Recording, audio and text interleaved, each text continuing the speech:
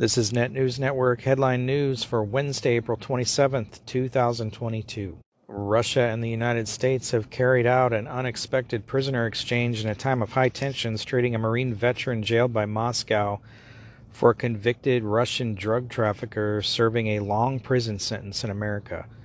The deal announced by both countries involving Trevor Reed, an American imprisoned for assaulting a Russian police officer, allegedly, for nearly 3 years, would have been a notable diplomatic maneuver even in times of peace.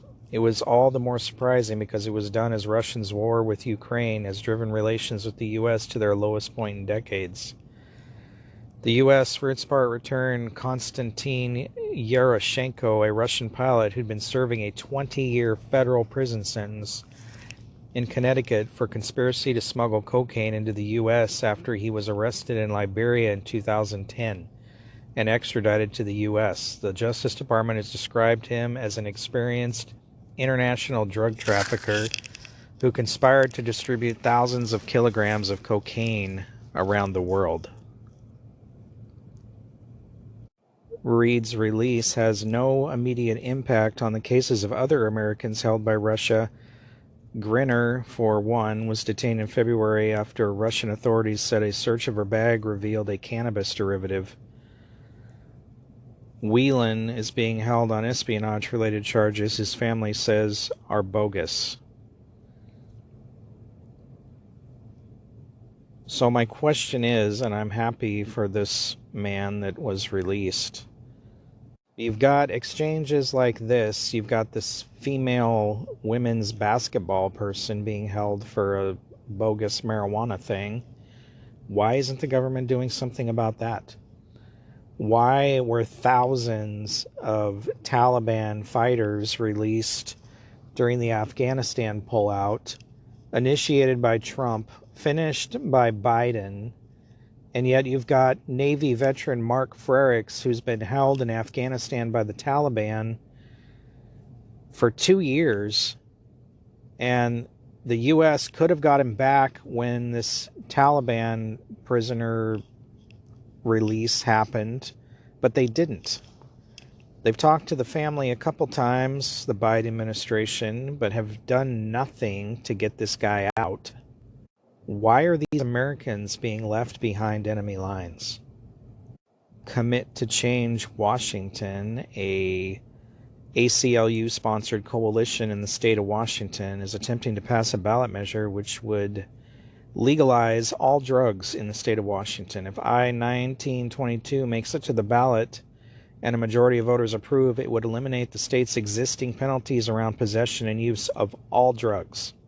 Authorities could still seize illegal substances, but law enforcement would then have to refer individuals to outreach services where people could access treatment and be connected with other support programs. The proposal would also expunge past convictions for drug possession and use, removing blemishes from criminal records that can prevent people from finding jobs, securing housing, and going to school. Wow. So Washington, Oregon has a similar law, but this would be much more sweeping. Apparently, Washington is just leading the way for liberalism in the U.S.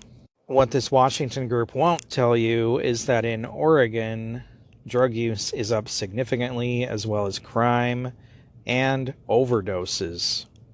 And President Putin seems to be running his mouth again. The Russian army is prepared to deliver lightning-fast strikes against any country that creates unacceptable strategic threats for the homeland, Russian President Vladimir Putin warned, Pravda reported on Wednesday. Speaking to Russian parliamentarians in St. Petersburg, Putin said that if someone decides to intervene in current events in Ukraine from the outside and creates unacceptable strategic threats for Russia, then they must know that our response, our retaliatory strikes, will be lightning fast, quick. Putin added, "We have all the tools for this, such that no one else can boast of right now, and we won't brag. We'll use them if needed," emphasizing that everyone should know about it. All decisions in this regard have already been made. The Russian legislatures applauded Putin's warnings to other nations, and you can only assume that he is referring to the hypersonic nuclear missiles that he has. And the food distribution woes in the U.S. continue. Lakeside Refrigerated Services is recalling approximately 120,872 pounds of ground beef products that may be contaminated with E. coli. The ground beef products were produced from February 1st through April 8th of this year. The products subject to recall bear establishment number EST 46841 inside the USDA mark of inspection. These items were shipped to retail locations nationwide.